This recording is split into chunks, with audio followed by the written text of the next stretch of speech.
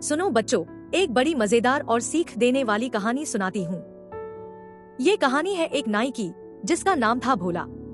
भोला मधुपुर गांव में रहता था और गांव वालों के बाल काटना, दाढ़ी बनाना और मालिश करना ही उसका काम था। वो जितना कमाता उसी से अपने घर का गुजारा चलता। रोज सुबह उठकर भोला भगवान की पूजा करता, फिर नाश्ता कर अपने औजारों की थैली लेकर काम पर निकल जाता। गांव में घूमते हुए वो आवाज लगाता, भोला आ गया, बाल कटवा लो, चंपी करवा लो।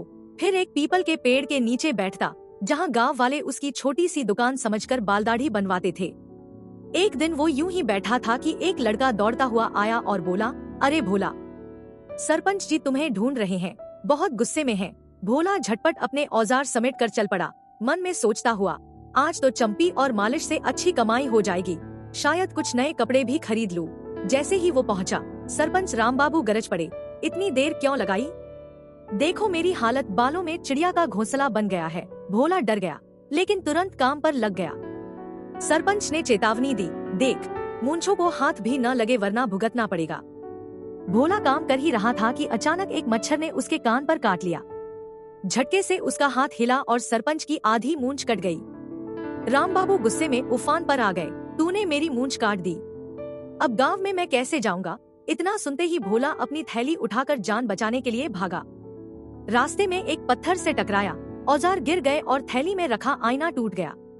किसी तरह सब समेटा और भागते हुए जंगल में एक बड़े पेड़ पर चढ़ गया। उसी पेड़ पर एक भूत का डेरा था। भूत सो रहा था, लेकिन भोला की मौजूदगी से उसकी नींद टूट गई। भूत बोला, कौन है मेरे घर में? अब तुझे खा जाऊंगा। भोला डर से कांपने लगा, लेकिन फिर उसने एक तरकीब सोची। बोला, मैं हर रात यहाँ आता हूँ और अपनी थैली में भूतों को कैद करता हूँ। भूत पहले तो हंसा, लेकिन भोला ने उसे चुनौती दी, अगर यकीन नहीं तो खुद जाकर मेरी थैली में देख लो। थैली में पहले से टूटा आईना था और भूत को उसमें अपने जैसे सैकड़ों भूत दिखाई दिए। वो डर गया और बोला, आप तो बहुत ताकतवर हो, मुझे मत कैद कीजिए, जो कहोगे मैं करूँगा। भोला बोला, ठीक है, तो जाओ और एक बोरी भरकर सोने के सिक्के लेकर आओ।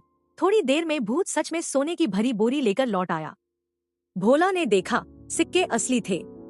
फिर उसने भूत से एक और वादा लिया, अब से तुम किसी को डराओगे नहीं और अच्छा व्यवहार करोगे। भूत ने वादा किया कि वो अपनी शक्तियों का उपयोग अब सिर्फ भलाई के लिए करेगा। भोला सिक्कों की बोरी लेकर गांव लौटा, उन्हें बेचकर ढेर सारा पैसा कमाया और एक शानदार घर बनवाया। लेकिन इतना अमीर होने के बाद भी भोला पहले जैसा ही विनम्र और मेहनती बना रहा। गांव वालों की सेवा करता और हर संकट में धैर्य बनाए रखता।